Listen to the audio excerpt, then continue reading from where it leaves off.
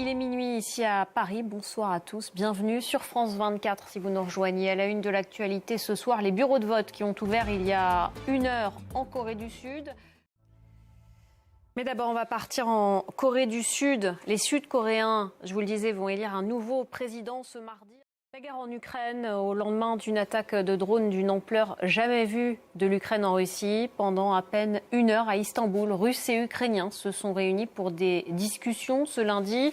Les deuxièmes contacts directs entre les deux parties depuis 3 ans. Mais à l'issue de ces pourparlers, pas de cessez-le-feu. Seuls des échanges de prisonniers ont été négociés. Nicolas Chamontin et Anna Pereira.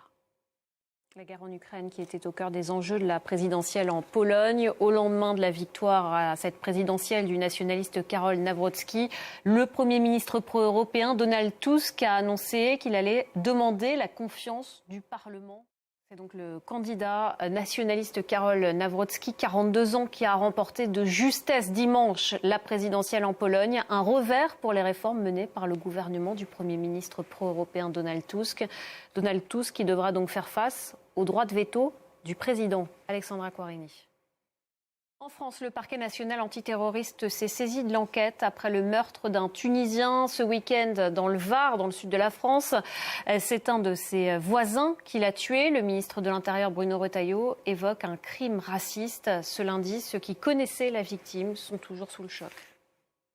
Et enfin, on va se quitter sur des images qui nous viennent d'Italie. L'Etna, le plus grand volcan actif d'Europe, est entré en éruption la nuit dernière.